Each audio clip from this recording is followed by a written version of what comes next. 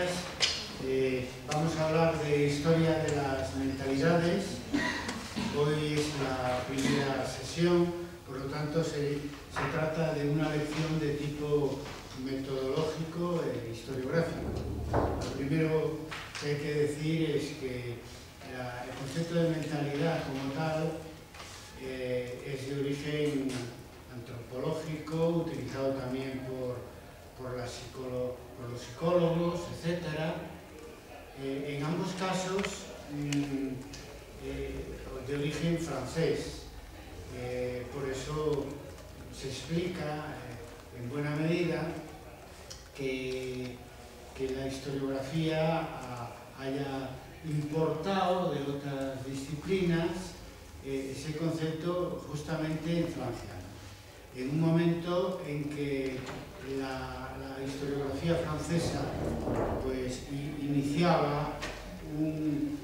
proceso de renovación en los temas, en los enfoques, en los problemas a plantearle a la historia, que conocemos como la escuela de Annales, ¿no? Es decir, un proceso además que no solamente acabó siendo hegemónico entre los historiadores franceses, sino que también tuvo una irradiación internacional muy importante. Annales nació en el año 1929 en Estrasburgo, cuando Estrasburgo estaba recién recuperada por Francia después de la derrota de Alemania en la Primera Guerra Mundial, y los sábados en Estrasburgo, en una universidad francófona nueva, en Estrasburgo, pues los sábados se reunían Lucien Febvre, Marc Bloch, y con historiadores en aquel momento jóvenes, con académicos de otras disciplinas, antropología, psicología, sociología, y que eso favoreció una interdisciplinaridad que está en los orígenes y que nunca abandonó la Escuela de Annales, pues que hizo que los historiadores le empezaran a descubrir la importancia de la subjetividad psicológica, de la subjetividad mental en la historia. Es decir, empezaran a tratar su objeto histórico desde el punto de vista subjetivo, desde el punto de vista de los hombres y de las mujeres que protagonizan la historia. En realidad, los anales tenían como objeto hacer una historia total, y ahí es donde le prestaron atención a la historia de las mentalidades. Hasta ese momento, la historiografía europea y, por tanto, la historiografía internacional estaba, claro, muy influida por el positivismo, que fue la primera versión científica de nuestra disciplina, como una disciplina académica, profesional, que cuajó en Alemania a finales del siglo XIX. A principios del siglo XX ya surgen críticas hacia la historia positivista, que tenía como una de sus particularidades que centraba su interés en lo que para Lucien Febvre era la historia historizante, es decir, la historia de los acontecimientos, la historia batalla, la historia política, y especialmente criticaba que solamente interesara a los historiadores positivistas pues las grandes figuras de la historia y los acontecimientos políticos. Es decir, que era una historia prácticamente monotemática, es decir, donde lo importante para ese movimiento historiográfico que dio origen a la disciplina académica de la historia era pues los aspectos políticos e institucionales de la historia, dejando fuera de su atención, naturalmente, a la mayoría de la sociedad. Entonces, a través ya de precedentes que influyeron mucho en autores, precursores, precedentes que influyeron mucho en los fundadores de Annales, ya se habían abierto bastantes brechas en esta historia positivista, ¿no? que se orientaba a dar un giro fuerte desde el punto de vista de las investigaciones y de la enseñanza de la historia, que iba del protagonista individual, la grande figura de la historia, al protagonista colectivo. Es decir, de los grandes políticos, a veces de los grandes intelectuales o de los grandes empresarios, a la mayoría de la sociedad como protagonista de la historia. De ahí que el interés de los primeros Annales fue pasar de la historia política a la historia social y económica. Marblot decía que la historia es la ciencia de los hombres en sociedad, ¿no? Es decir, de los hombres en el tiempo, decía él. E.H. Carr, un autor inglés, que encabezó no mucho después con otros historiadores ingleses la historiografía marxista, la renovación historiográfica a partir del punto de vista marxista, decía la historia es la ciencia de la sociedad en el tiempo. Copiando un poco a Marblot, que decía que la historia es la ciencia de los hombres en el tiempo, en plural, del hombre común. Vivíamos en Europa un momento en que toda Europa estaba muy impactada por la irrupción de los movimientos de masas, lo que críticamente llamó el siglo de las masas Ortega y Gasset, y lo que positivamente influyó en la disciplina académica, haciendo descubrir a los investigadores de la historia pues, como el hecho social, es decir, el hecho social que vivían en las calles con toda la influencia del movimiento obrero, antes y después de la Revolución Rusa de 1917, y entonces que de alguna manera lo trasladan, como pasa tantas veces en la historia de la renovación de nuestra disciplina y la historia de los sujetos históricos que en cada presente obligan al mundo académico a fijarse en esos mismos sujetos en el pasado. Pasó con el movimiento obrero y la historiografía de Annales y la historiografía marxista, y volvió a pasar ya más hacia finales del siglo XX con el feminismo y el descubrimiento de la historia de género. Por poner dos casos destacados, hay muchos más casos. La renovación historiográfica se beneficia de la historia inmediata, de la historia que estamos viviendo, donde surgen nuevos actores históricos y nos llevan a la pregunta de qué hicieron esos obreros y esos campesinos en la historia pasada, o que hicieron esas mujeres olvidadas por una historiografía marcada por el patriarcalismo desde el siglo XIX hasta por lo menos bien avanzado el siglo XX. Por lo tanto, la renovación historiográfica a comienzos del siglo XX fue en esa dirección, pasar de la historia política de las grandes figuras a la historia económica y social, donde el protagonista ya es la mayoría de la sociedad. Dentro de ese giro importante de la historia historizante a una historia global, como se argumentaba de que para no hacer solo, para criticar el interés de los historiadores solamente por la superficie política de los hechos, se argumentaba que la historia tenía que ser total, pues eso llevó primero a la historia socioeconómica e inmediatamente después a la historia de las mentalidades por la influencia, como ya dije, de los antropólogos y de los psicólogos que se movían en el entorno de la revista Annales, fundada, como decía, en 1999, en un territorio recién recuperado por Francia, Alemania, donde no nos debe extrañar que sea en ese territorio académico, la Universidad de Estrasburgo, donde nace en el periodo de interguerras justamente una manera de escribir la historia que acaba suplantando a la manera alemana de escribir la historia que fue el positivismo, que todavía naturalmente tiene su presencia en nuestra disciplina porque hemos aprendido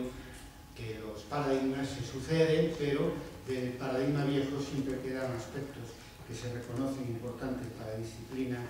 para su presente y para su futuro, como fue en el caso del positivismo, el uso de fuentes para hacer la historia, excluyendo la imaginación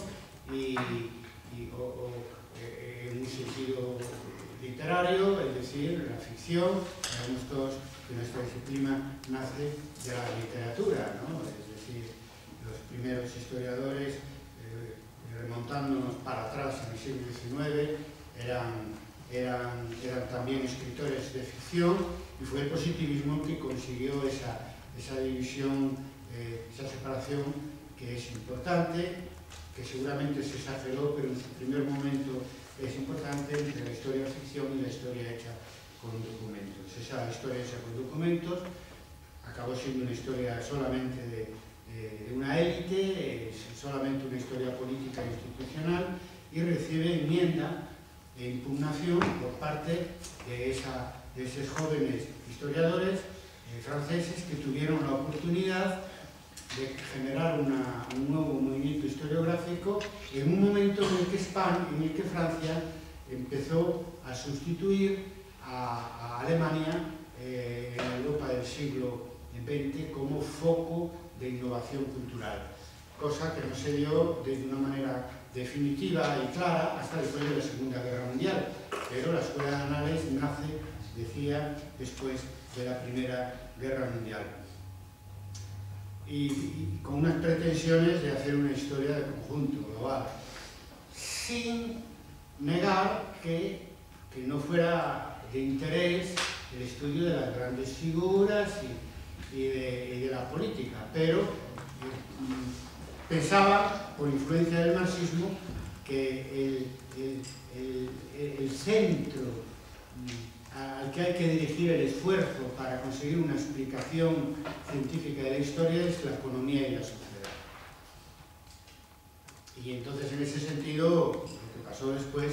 es que la historia política y biográfica quedó prácticamente abandonada, porque la influencia de Anales y del marxismo pues acabó hegemonizando los temas para las investigaciones que se hacían en las universidades, sobre todo las tesis doctorales, que acabaron siendo en su 80 o 90% monografías de historia económica social. Pero en un principio tampoco se pretendía tanto eliminar de los programas de investigación los líderes y los hombres de Estado y los temas políticos institucionales. Lo que pasa es que la propia dinámica del debate y de la evolución de Anales llevó a esa sustitución de la historia política por la historia económica social. Y en principio la intención era de retomar de Marx el concepto de totalidad concreta y aplicarlo a la historia para que todos los factores que entran en la composición y por lo tanto en la explicación de un hecho histórico se estudiaran. Y es donde también se le prestó atención por esa vía a la subjetividad humana y a las mentalidades. Es cuando aparecen los primeros trabajos de investigación sobre mentalidad colectiva, y es cuando aparece la historia de las mentalidades como una bandera de la Escuela de Anales. Eso en el periodo de entreguerras, entre el año 1929 hasta después de la Segunda Guerra Mundial, que les llamamos el periodo de los primeros anales. Después viene un periodo de los segundos anales, liderado por Fernand Braudel, donde la historia de Anales se hace estructuralista y en sus obras ya empieza a aparecer algo que tuvo mucho éxito también en el mundo académico latino en los años 60 y 70, es decir, entender la historia como un edificio con varios pisos, donde estaba la base geográfica en los cimientos, después venía, el primer piso era lo económico-social, después venía lo político-institucional y un tercer piso de lo cultural y lo mental, ¿no? Esta comprensión así muy mecanicista tuvo un enorme éxito y produjo multitud de investigaciones y de manuales donde aparece la historia que en sí misma es una y global, aparece fragmentada por estratos, ¿no? Que puede ser, aparece por estratos que son una prolongación de la idea marxista de base económica social, superestructura político-cultural. Entonces pasa de una estructura binaria a una estructura trinitaria, ¿no? Es decir, por ejemplo, de lo económico-social, lo político, lo cultural, por ejemplo, ¿no? O incluso se llega a considerar cuatro pisos, ¿no? Buscando esa semáfora de la historia como un edificio. Eso tuvo mucho éxito, pero al mismo tiempo fragmentó la idea y dispersó la idea inicial de los fundadores de Análisis de hacer una historia total. Porque esos pisos no se comunicaban entre sí o se comunicaban mal entre sí, y era muy difícil estar en varios a la vez, como pasa en cualquier edificio, tienes que tomar la escalera y subir o bajar, ¿no?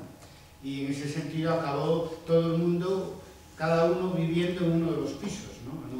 No funcionó la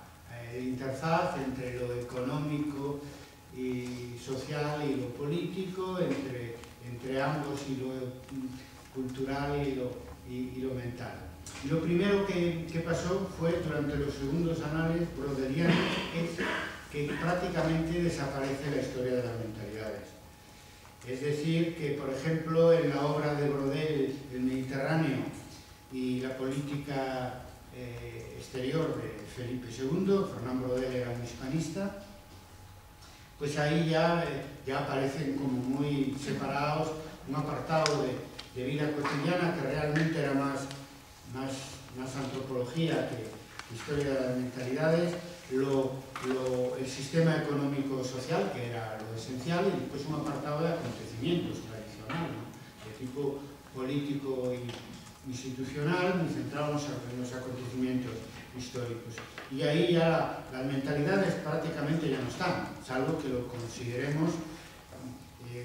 el apartado de vida cotidiana, como él lo consideraba, aunque yo creo que más bien es un tema importado de la antropología, que también acabó entrando en el concepto de historia de mentalidades en su sentido más amplio. Pero lo peor no es eso, lo peor es que se impuso ese enfoque de superespecialización, de manera que las diferentes y nuevas especialidades que surgieron de la Escuela de Análisis se desarrollaron independientemente unas de las otras. Y en el caso de la historia de mentalidades incluso desapareció del interés de los investigadores durante los años del predominio brodeliano, que son los años fundamentalmente 50 y 60, ¿no? En la historiografía francesa, en la escuela de análisis. Después, de mayo del 68, en 1969, pues se produce un giro en las instituciones que había generado la Escuela de Análisis, que era en primer lugar la revista, naturalmente, en segundo lugar la Escuela de Altos Estudios en Ciencias Sociales, que antes fue la sexta sección de la Escuela Práctica de Estudios, que era una institución antigua del siglo XIX,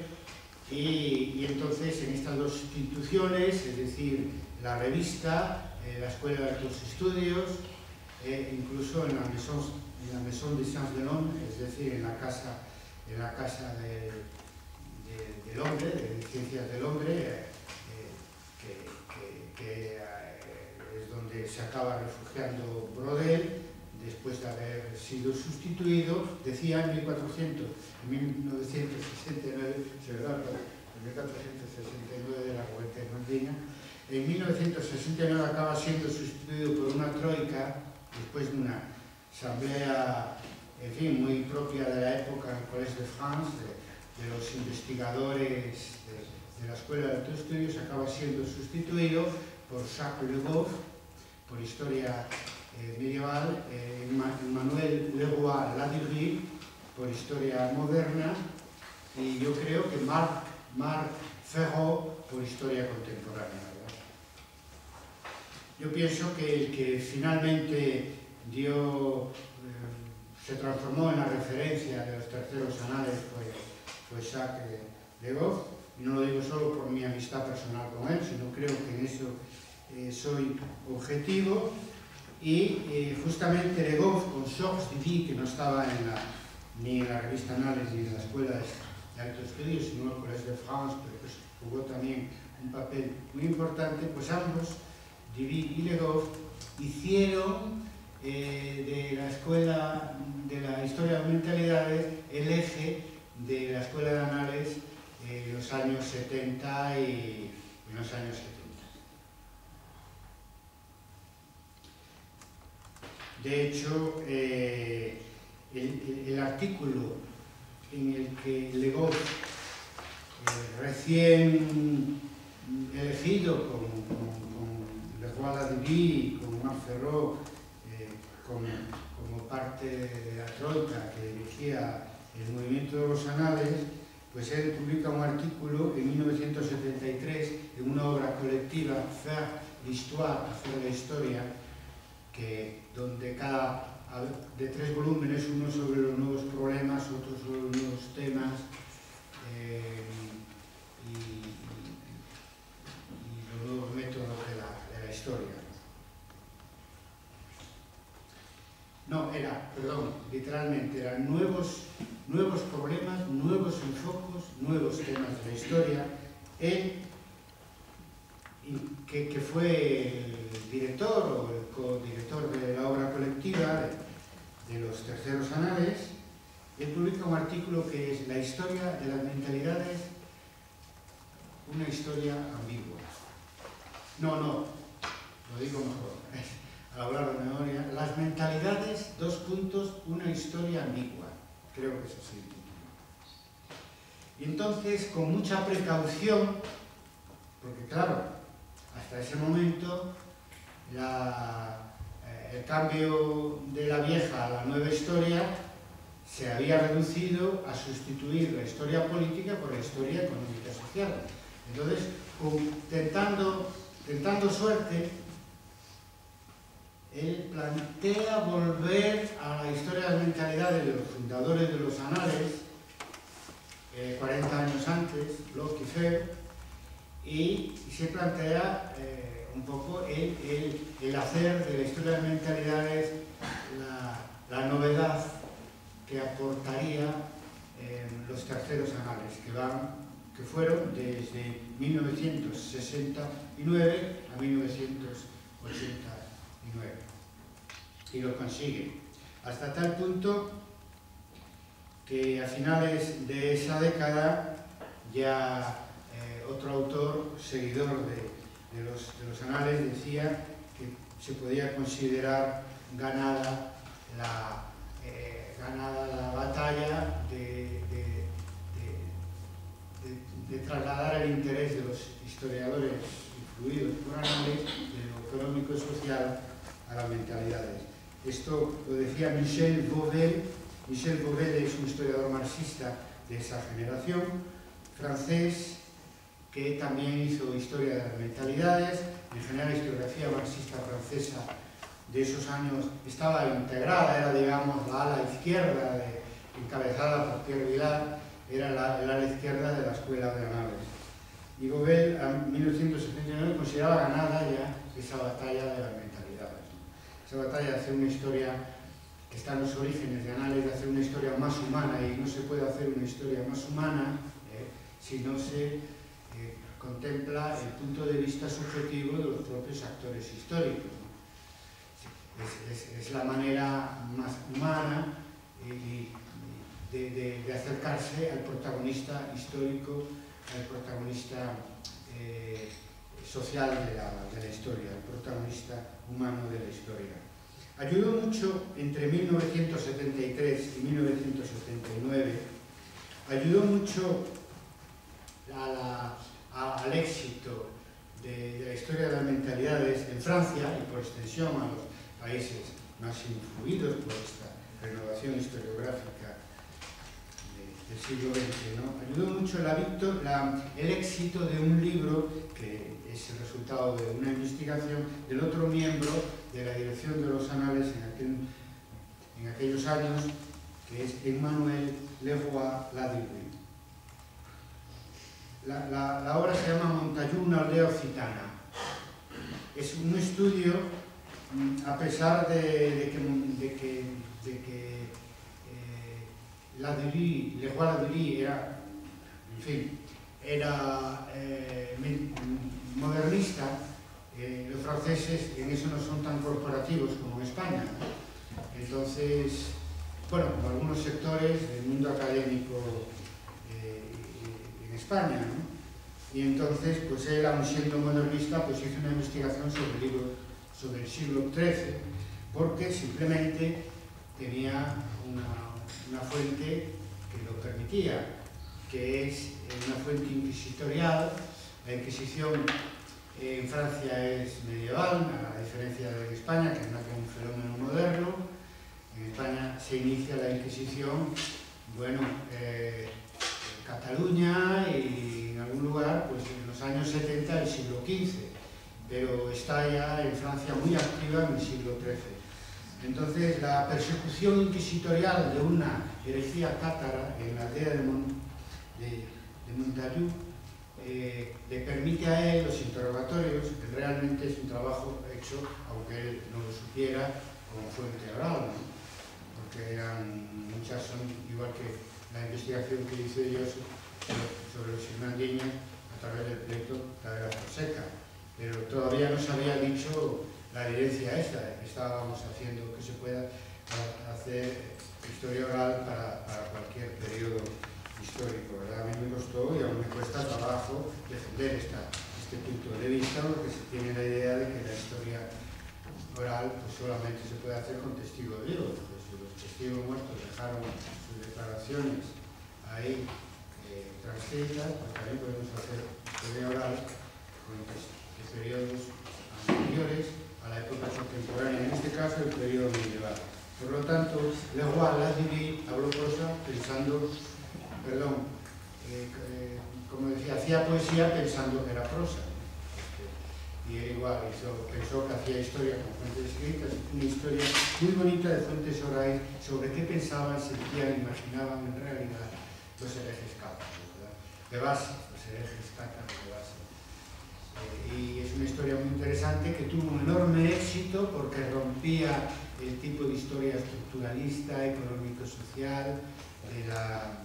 anterior, de la propia escuela de anales. Tuvo un enorme éxito y impulsó la propuesta inicial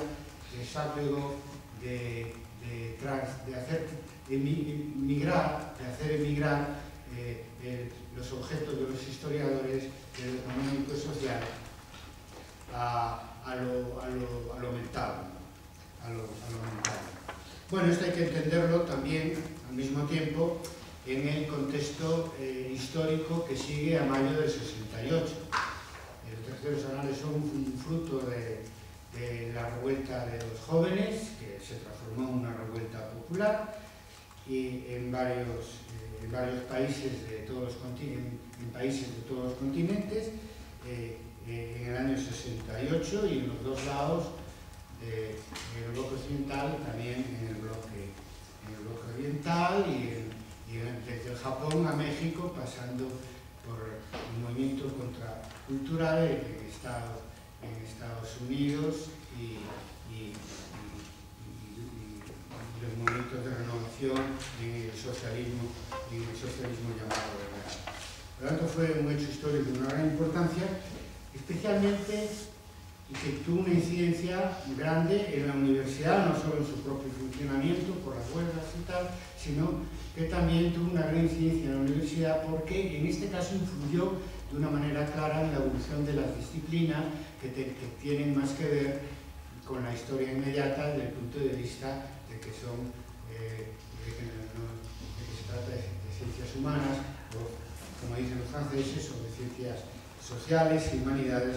como decimos ahora generalmente. Era muy extraño que un fenómeno así, con un protagonismo universitario de estudiantes y profesores tan grande, pues no tuviera su propia incidencia en la disciplina. Ahí sirvió para cambiar la dirección de análisis y buscar una nueva línea de investigación para los nuevos análisis. Y claro, ¿qué pasó con mayo del 68? Que hasta mayo del 68 existía una fe ciega en el estructuralismo económico-social que tiene un origen en la lingüística y después pasa a la antropología, pero que fue difundido en los años 60 en el mundo académico francés y también y en sus zonas de influencia a través de Louis Althusser y sus discípulos, es decir, a través de un enfoque marxista, un estructuralismo marxista para el cual, a la hora de enfocar los fenómenos económicos sociales, pues el sujeto social no es que no existiera, pero casi es como si no existiera, ¿no? Porque el estudio de la estructura y el análisis de sus contradicciones principales, decía el estructuralismo marxista, pues nos lleva a concluir que el capitalismo genera su propio enterrador y está irremisiblemente condenado a desaparecer a través de la revolución proletaria y de lo que en aquel momento se creía, sobre todo creía Louis Althusser por su propia militancia en el Partido Comunista francés, muy estalinista. En aquella época todavía se creía que a través de la dictadura del proletariado. Y los estudiantes que militaban en aquellos años, pues más en Francia incluso que en España, que militaban en aquellos años, más incluso en Francia que en España, pues eran marxistas-leninistas, marxistas revolucionarios, maoístas, etcétera, que pensaban en la inevitabilidad de la superación del capitalismo por el socialismo y después por lo que Marx llamó la fase final del comunismo de la sociedad sin clases. Era toda una generación con esas ideas, que se vieron frustradas por los resultados que fueron frustradas en la corta duración en primera instancia por los resultados derechistas en el terreno político, pero no solo en el terreno político,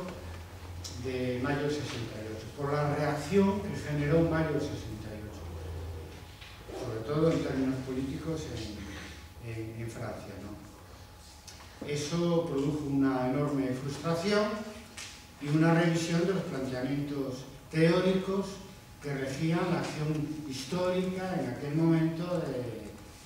no solamente del movimiento estudiantil, también del movimiento obrero, que en gran medida era stalinista también, ¿no? De influencia stalinista, ¿no? Entonces los años 70 en ese sentido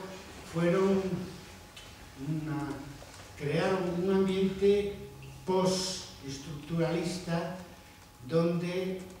lo más claro estaba lo más claro lo que tenía todo el mundo que continuaba activo en el ámbito académico o en el ámbito político era que había que recuperar el sujeto, el interés por el sujeto, porque se demostró que nada es inevitable, y eso que estábamos a 2 décadas de la caída del muro de Berlín, ¿no? Donde ya se demostró que no solo la transición del capitalismo al socialismo no era inevitable, sino que en los países, en la Unión Soviética y en los países de influencia soviética, se hizo una transición a la inversa, es decir, del socialismo, llamado real, al capitalismo, además, como todos sabemos, al peor capitalismo que había conocido Europa en el siglo XIX, aunque en función de lo que estamos viviendo ahora ya no sé dónde poner bien la referencia. La historia no para un pensamiento ilustrado, y tanto marxismo como escuela de análisis pues se creía que tenía una orientación de progreso, ¿no? De una manera ingenua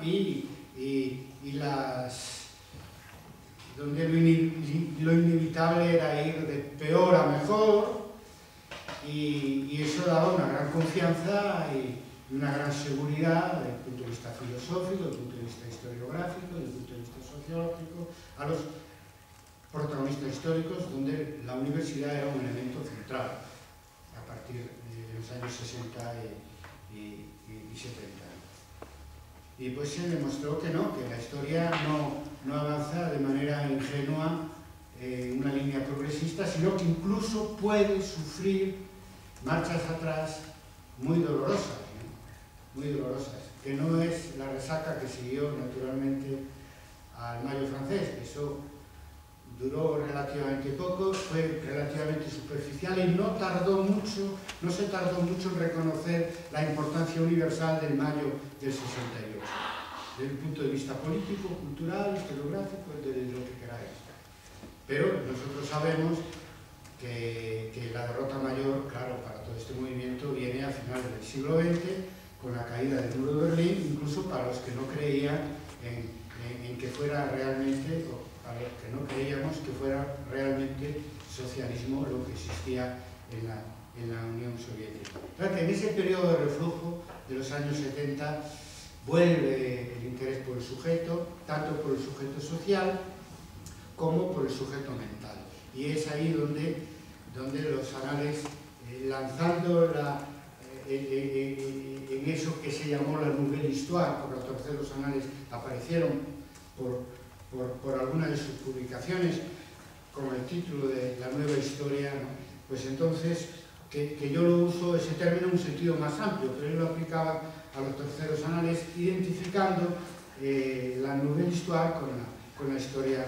de las mentalidades. Y encontraron ahí una manera de hacer progresar su tendencia historiográfica, ¿no? Que tuvo pues, décadas de historia cambiando de centros de atención, cambiando de líderes, etc. Y dieron lugar al periodo de mayor florecimiento, en mi opinión, de la escuela de los anales, con independencia de lo que pasó en España, donde se recogió con bastante retraso, con bastantes reticencias, esos terceros anales de la historia de las mentalidades. Por lo tanto, primero tantearon, después tuvieron éxito, incluso éxito editorial. Yo creo que de Montaigne se debieron vender en aquel momento, pues no sé, 200.000 ejemplares o algo así, ¿no? Era una época donde la historia medieval, que tiene, en fin, un público culto, fiel, muy fuerte en Francia, por lo menos lo tuvo hasta el tiempo que yo he estado siguiendo esto más de cerca, es decir, hasta los años 90. Entonces ahí se produjeron una importante cantidad de obras. Pero claro, eso no fue un reencuentro con la historia total, porque la historia de las mentalidades de los años 70 y 80 que propagan los franceses en sus zonas de influencia, que lo he dicho varias veces, lo voy a decir, el mundo latino, la Europa latina por un lado, América Latina por otro, determinados países del este de Europa por otro, pues en esas zonas de influencia, menos en Alemania y menos en Estados Unidos, que su renovación la hicieron por otra vía y donde la historiografía francesa tuvo una influencia mucho menor. Pero insisto, en el ámbito latino y en Hungría, en Polonia, etcétera, concretamente en los países más abiertos del antiguo bloque soviético, tenían muchos seguidores y tenían mucha influencia que, bueno, en menor medida, pero muchos siguieron ese segundo cambio. Primero fue de la historia política a la historia económica social y ahora, con los terceros anales, fue de la historia económica social a la historia de las mentalidades, pero abandonando en buena medida la historia social y económica. Sería, cuando yo empecé a trabajar con historia de las mentalidades, que fue en la primera mitad de los años 80, mis investigaciones, Mentalidad Justiciera de los Ismandiños, es del año 1986, y mi tesis doctoral también sobre la historia de las mentalidades ismandiñas es de 1988. Por lo tanto, estamos ya en un momento, la segunda mitad de los años 80, donde ya la historia de las mentalidades estaba perdiendo fuerza. Y más todavía en España, donde nunca tuviera tanta fuerza. Entonces, yo creo que una de las razones de por qué no siguiera haciéndose tanto la historia de las mentalidades es porque se transformó en una especialidad. Pues hubo algunos casos de exageración, de hacer una historia excesivamente anecdótica. Por ejemplo, la historia del beso en la Edad Media, o la historia de las letrinas, claro, para la época moderna. Bueno, la historia del beso, pues sí, supongo que dentro de la historia del amor, que es uno de los temas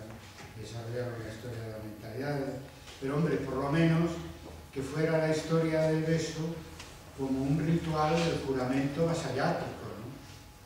Digo yo, o sea, para que no se perdiera la relación con la historia social, porque eso fue el gran éxito de los terceros anales, es descubrir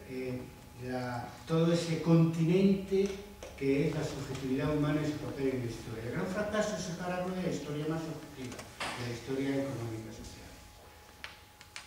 Eso que mi amigo en aquellos años, más bien ya en los años 90, François II llamaba l'histoire en miettes, es decir, la historia en migajas. Es decir, en haber conseguido hacer una historia realmente total, donde todos los pisos estén relacionados entre sí, todos los niveles de la realidad estén relacionados entre sí, hizo que la historia fuera una especialidad, no un componente importante para la comprensión de los hechos sociales, de los hechos políticos, de los hechos históricos. Y además eso favoreció cierta dispersión final. La etiqueta de historia de las mentalidades dejó de utilizarse y fue sustituida por otras como antropología histórica, historia del imaginario, historia de las representaciones sociales. Jacques Le Goff me decía en los 90 a mí, habiendo sido él, en fin, el mayor impulsor o uno de los mayores impulsores de la historia de las mentalidades, me decía 20 años después que él le había quedado pena porque pensaba que no se había agotado todo lo que podía dar de sí la historia de la subjetividad humana, digo yo, la historia de las mentalidades. Y yo añadiría además que se hubiera de alguna manera dispersado en otros enfoques que podemos, en el sentido más amplio, seguir considerando como historia de las mentalidades, pero que a su vez se separan entre sí y adoptan otras denominaciones. Por ejemplo, la antropología histórica. La relación entre historia y antropología, que tenía ya mucho recorrido en la historiografía inglesa, pues en un momento dado también interesa con esa denominación, antropología histórica, en Francia, y ahí lo que se hace no es tanto seguir la idea inicial de los fundadores de Anales, que era de una historia social de las mentalidades, término que yo recuperé en los años 80, sino que importar simplemente temas que no suelen interesar al historiador, pero sí al antropólogo. Por ejemplo, el tema de la violencia, el tema de la sexualidad, el tema de la alimentación, el tema de la fiesta, que supusieron una ampliación del territorio del historiador y que de alguna manera se consideraban partes del estudio de la historia desde el punto de vista subjetivo, ¿no? Desde el punto de vista social y mental subjetivo. Pero, insisto, se trata de simplemente llevar de la antropología a la historia unos temas que en el siglo XIX pudieron haber interesado pues no sé, a los que estudiaban el folclore y etcétera, pero que temas que para nada habían entrado en el campo de acción de los historiadores positivistas, ni siquiera de los primeros y segundos historiadores de anales que, insisto, se acabaron centrando en la historia económica social. Por lo tanto, lo que llamamos historia de mentalidades ya en los años 80 es la antropología histórica, el grupo con el que yo trabajé de Legov, que se llamaba el grupo de antropología histórica del occidente medieval, que todavía existe, etcétera, y como una extensión de las mentalidades, pero ya renunciando al término de mentalidad, ¿no? Después de los diferentes componentes de la mentalidad, interesó por influencia de la sociología el imaginario social, ¿no? De eso hablaremos al hablar de los componentes de la mentalidad, y eso generó otro satélite que sale que gira alrededor del Gran Sol, que fue la propuesta originaria de la historia de la mentalidad, de la historia del imaginario, que también algunos llaman, más o menos es lo mismo, historia de las representatividades sociales, siempre influidos en el primer caso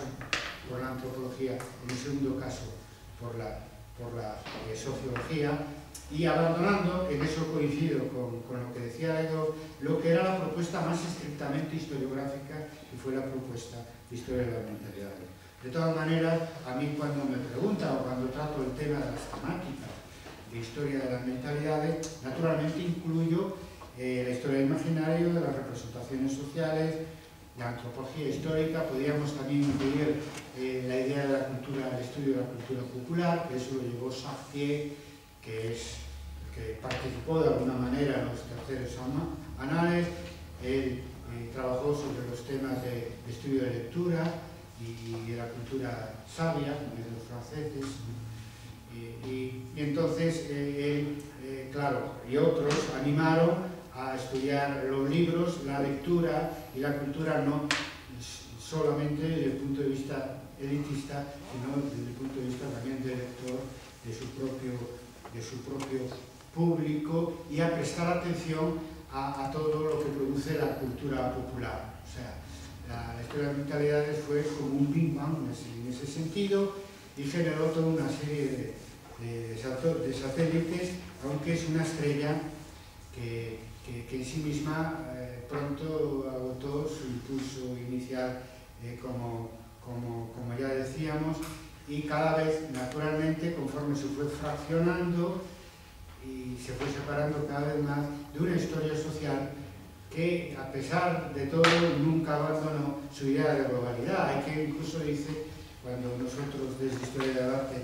insistimos que hay que recuperar el concepto de historia total, preferimos llamarlo historia global, hay que, de manera corporativa, dice, y reduccionista, que para eso tenemos la historia social. Bueno, no, porque la historia social no contempla normalmente ni la política, ni la mentalidad, ni otra. Pero de todas maneras tienen parte de razón, porque la historia social siempre tuvo una ambición de globalidad que la historia de las mentalidades no mantuvo y no siguió. Con lo cual, el problema que tenemos hoy, que estamos aquí haciendo un recorrido de cómo nace esto de la historia de las mentalidades, es devolver el ámbito mental al objeto del historiador, relacionando con los otros aspectos de ese objeto, con las otras dimensiones de ese objeto, que son lo económico, lo social, lo político, etc. Hoy ya el gran reto para la historiografía del siglo XXI es triunfar donde fracasó de alguna forma, donde fracasaron de alguna forma los anales, es decir, conseguir hacer una verdadera historia global, cosa que además para la cual ellos nos dejaron algunos ejemplos, algunos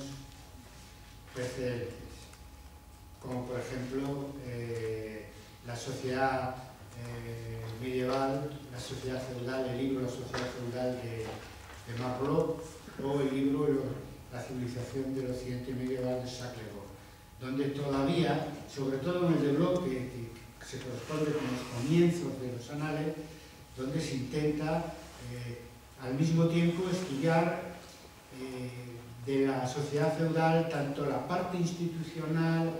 como la memoria, fijaros vosotros si era avanzado, como la parte social, etc. Eso después desapareció. Primero porque la historia, incluso económico-social, se subdivide, lo económico va por un lado, lo social va por otro, las mentalidades durante el periodo de Brodel se olvidan, y pues cuando vuelven las mentalidades ya el escenario estaba muy fragmentado. Ya una gran parte de los historiadores, analistas, pues se ponen a hacer historia de mentalidades, otros se continúan haciendo historia económica, historia social, y después siempre, incluso en Francia, ha habido historiadores que continuaron haciendo una historia puramente narrativa, cronológica, acontecimental. Entonces, la herencia que nos dejan es la herencia de sus descubrimientos, de sus innovaciones temáticas y enfoque, y también de sus fracasos. La escuela de Anales, y podríamos decir lo mismo del marxismo. Pero bueno, hoy tocaba hablar de los comienzos historiográficos en Francia de la escuela de Anales. El miércoles que viene terminaremos esta lección. Muchas gracias a vosotros y a los que iniciáis hoy el seguimiento a través del canal de Historia del Arte de YouTube de este curso en la Universidad de Santiago de Compostela en los meses de marzo y abril del año 2013 sobre mentalidad, identidad y género en la Edad Media.